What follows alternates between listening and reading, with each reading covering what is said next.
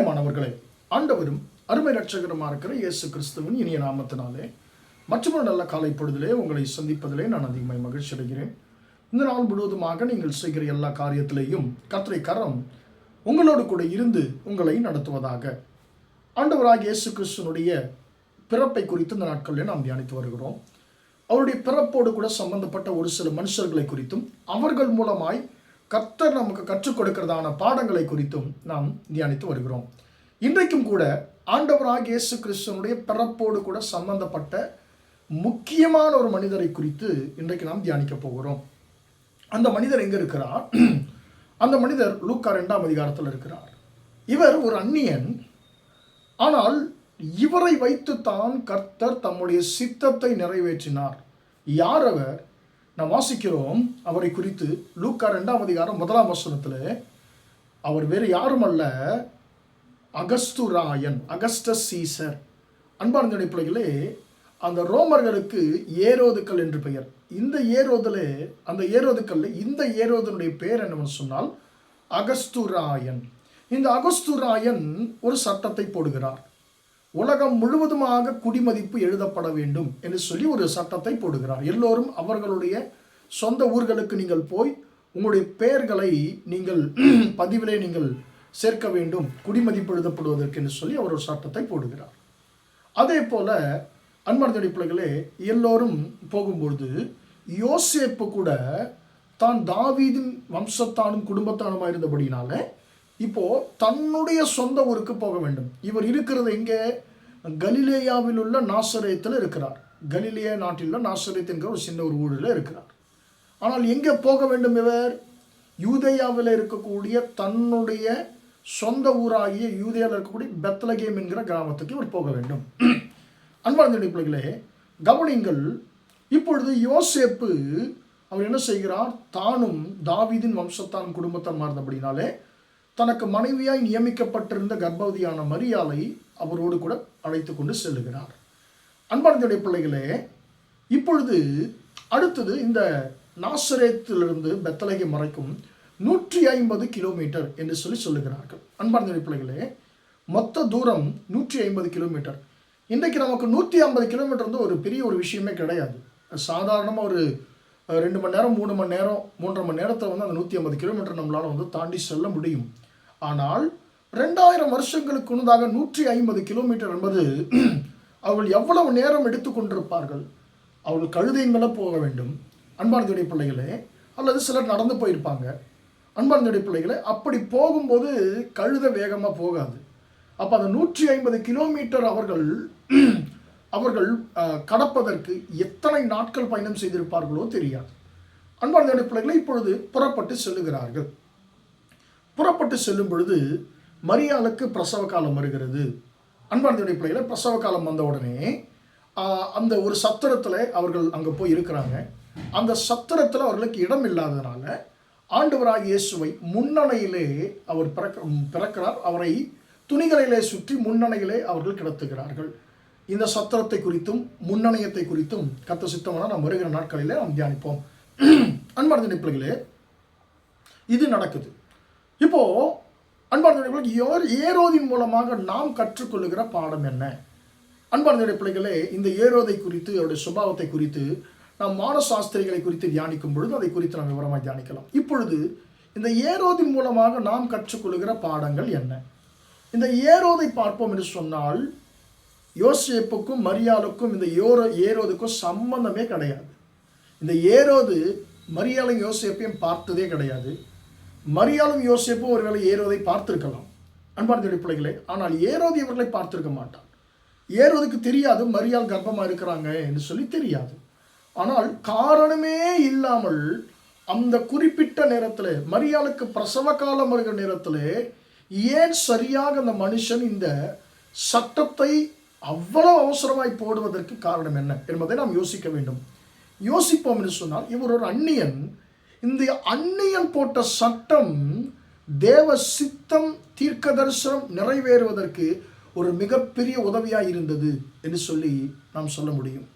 ஏனென்று சொன்னால், இவர் இந்த சட்டத்தை போடலன்னு சொன்னால் யோசேப்பு எங்கே தான் இருந்திருப்பார்? அந்த நாசரேத்தில் தான் இருந்திருப்பார். மரியாள் வந்து அவங்க வீட்டில் அப்படியே இருந்திருப்பாங்க. பிள்ளை பிறந்திருக்கும். ஆனால் கர்த்தருடைய வார்த்தை நிறைவேறி இருக்காது, தீர்க்க தரிசனம் நிறைவேறி இருக்காது. அப்போது அன்பார்ந்த பிள்ளைகளே, கர்த்தர் சில நேரத்திலே தம்முடைய வார்த்தையை நிறைவேற்றுவதற்கு அவர் அந்நியர்களை பயன்படுத்துகிறார் என்பதை நாம் இதன் மூலமாக நாம் உணர்ந்து கொள்கிறோம். சம்பந்தமே இல்லாதவர்களை கொண்டு வந்து வைத்து கர்த்தர் தம்முடைய சித்தத்தை நிறைவேற்றுவார், தம்முடைய வார்த்தையை நிறைவேற்றுவார். இந்த ஏரோதுக்கும் யூதர்களுக்கும் துளியும் சம்பந்தம் கிடையாது. தீர்க்க தரிசனத்துக்கும் ஏரோதுக்கும் துளியும் கூட சம்பந்தம் கிடையாது. அன்பார்ந்த பிள்ளைகளே, இந்த ஏரோது பழைய ஏற்பாட்டின் தீர்க்க தரிசனங்களை அறிந்தவனே கிடையாது. இந்த ஏரோதுக்கள் ஏசாவின் வம்சத்தை சேர்ந்த இதுமேயர் என்கிறதான ஒரு குடும்பத்திலிருந்து வருகிறவர்கள் ஏரோதுக்கள் எல்லாமே. அன்பார்ந்த பிள்ளைகளே, அப்படியானால் இவர்களுக்கு பெரிதாக பழைய ஏற்பட்ட தீர்க்க தரிசனங்கள் தெரிந்திருக்க வாய்ப்பில்லை. இவன் இப்போ சட்டத்தை போட்டார் பாருங்க. இந்த சட்டம், போடப்பட்ட சட்டம் யோசேப்பை நாசரேத்திலிருந்து வெளியே வர செய்தது, பெத்லகேமுக்கு போக செய்தது. கர்த்தருடைய தீர்க்க தரிசனம், கர்த்தருடைய வார்த்தை அவர் வாழ்க்கையிலே நிறைவேறியது. அன்பான தேவ பிள்ளைகளே, ஏரோதின் மூலமாக நாம் கற்றுக்கொள்கிற முதல் பாடம் என்ன? கர்த்தர் தம்முடைய வார்த்தை நிறைவேற்றுவதற்கு யாரை வேண்டுமானாலும் பயன்படுத்துவார், எதை வேண்டுமானாலும் பயன்படுத்துவார். பாருங்க, அந்த ஏரோது போட்ட அந்த சட்டம் கடினமாக இருந்தாலும், சிலருக்கு ஒரு பெரிய ஒரு வருத்தமாக இருந்தாலும், கர்த்தருடைய வார்த்தை நிறைவேற வேண்டும் என்பதற்காக அந்த இடத்துல கர்த்தரை சரியான நேரத்தில் அந்த மனுஷனை வைத்து போட வைத்தார். ரெண்டாவது, கர்த்தர் நமக்கு அனுமதிக்கிறதான உபத்திரவங்கள் நமக்கு நன்மையாய் முடியும் என்பதை நாம் மறந்துவிடவே கூடாது. இந்த ரெண்டாவது பாடத்தை நாம் ஏரோதின் மூலமாய் கற்றுக்கொள்கிறோம். கர்த்தர் நம்முடைய வாழ்க்கையில் அனுமதிக்கிற அந்த கடினமான பாதைகள் நம்முடைய ஆசீர்வாதத்திற்கே, நம்முடைய நன்மைக்கே என்பதை நாம் இந்த ஏரோதின் மூலமாய் ரெண்டாவது பாடமாக கற்றுக்கொள்கிறோம். ஏரோது அந்த சட்டத்தை போடுகிறார். அன்பான பிள்ளைகளே, சட்டம் போடப்பட்டபடினால்தான் மரியாளும் யோசேப்பும் ஒன்றாய் அவர்கள் பயணிக்க முடிந்தது. இல்லாவிட்டால் யோசேப்பு அவர் வீட்லேயும் மரியாள் அவங்க வீட்லேயும் இருந்திருப்பாங்க. மரியாளுக்கு அந்த நேரத்தில் குழந்தை பிறந்திருக்கும் என்று சொன்னால், இவள் கல்யாணம் ஆகாமலே குழந்தை பெற்று விட்டாள் என்று சொல்லி அந்த பிள்ளையும் தாயும் கொண்டுருவாங்க, கல்லிருந்து கொலை செய்து விடுவார்கள். பாருங்கள், ஆண்டவர் எப்படி பாதுகாக்கிறார் பாருங்க. ஒரு அந்நியன் மூலமாக ஒரு சட்டத்தை போட வைத்து மரியாளையும் யோசேப்பையும் ஒன்றாக பயணிக்க வைத்து, அன்பான பிள்ளைகளே, கர்த்தர் அவர்கள் ஜீவனை கர்த்தர் பாதுகாத்தார். அந்த பிள்ளையாகி இயேசுக்கு எந்த ஒரு பிரச்சனையும் வராதபடிக்கு அந்த பிள்ளையை சரியான நேரத்தில் பெற்றெடுக்க கர்த்தர் கிருபை செய்தார். அன்பான பிள்ளைகளே, சில நேரத்தில் கர்த்தர் நமக்கு அனுமதிக்கிறதான கொடுமையின் பாதைகள், உபத்திரவத்தின் பாதைகள் நம்மளால் ஜீரணிக்க முடியாததாக இருக்கும்.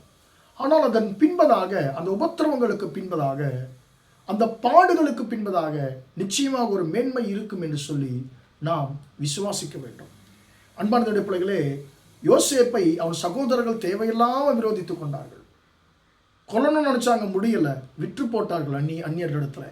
அந்த இடத்துல பாருங்க, பாவம் செய்ததற்காக அல்ல, பாவத்திற்கு விலகி ஓடினதற்காக சிறைச்சாலை. அன்பான பிள்ளைகளே, அந்த சிறைச்சாலையும் அறிமுகமான நண்பர்கள் ஒரு கட்டத்தில் யோசேப்பை மறந்து போகிறார்கள். ஆனால் அன்பான பிள்ளைகளை, என்ன நடக்கிறது? கர்த்தர் மறக்கல யோசேப்பை. யார் மறந்தாலும் கர்த்தர் அவரை மறக்கவே இல்லை. பிரியமான தேவனுடைய பிள்ளைகளே, உங்களுடைய வாழ்க்கையிலையும் கர்த்தர் எப்பொழுது கிரியை செய்ய வேண்டும் என்று சொல்லி அவர் அறிந்திருக்கிறார்.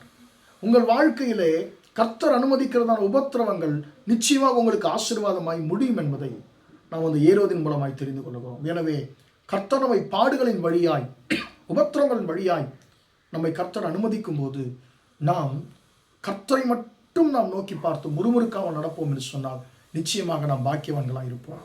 2 பாடங்களை இந்த அந்நியனாகி ஏரோதின் மூலமாக நாம் கற்றுக்கொள்கிறோம். இயேசு கிறிஸ்துவின் பிறப்போடு சம்பந்தப்பட்ட இந்த அந்நியனாகி ஏரோது ராஜாவின் மூலமாக, இந்த அகஸ்தராயின் மூலமாக நாம் கற்றுக்கொள்கிறோம்.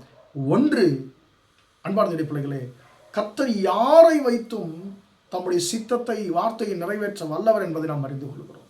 2வது, கர்த்தர் நம்முடைய வாழ்க்கையில் அனுமதிக்கிற பாடுகள் நம்முடைய நன்மைக்கே என்பதை நாம் அறிந்து கொள்கிறோம். எனவே பாடுகளின் நேரத்தில் நாம் முறுமுறுக்காமல் கர்த்தரை மட்டும் நாம் சார்ந்து வாழ கற்றுக்கொள்வோமாக. ஜெபிப்போமா? இரக்கமுள்ள தகப்பனே, உம்மை நன்றியோடு துதிக்கிறோம், ஸ்தோத்திரிக்கிறோம் ஐயா. இம்மட்டுமாக அந்த வார்த்தைகளை கேட்ட ஆண்டவரே, உம்முடைய பிள்ளைகளை கர்த்தரை பேராய் ஆசீர்வதிக்கும்படியா ஜெபிக்கிறேன். ஆண்டவரே, உம்முடைய பிறப்போடு கூட சம்பந்தப்பட்ட நபர்கள் இந்த தலைப்பில் தகப்பன் ஆண்டவரே, நாங்கள் இன்றைக்கு ஏரோதுவை குறித்து ஆண்டவரே பார்க்க தியானிக்க ஆண்டவரே நீர் உதவி செய்த உம்முடைய கிருபைக்காய் ஸ்தோத்திரம் ஐயா. ஆண்டவரே, எங்கள் வாழ்க்கையிலே இது யாரை வைத்து உங்களுடைய சித்தத்தை செய்ய முடியும் என்று சொல்லி பேசியிருக்கிறீங்க. எங்கள் வாழ்க்கையில் நீ அனுமதிக்கிற பாடுகள்லாம் எங்கள் நன்மைக்கே என்று சொல்லி பேசியிருக்கிறீங்க.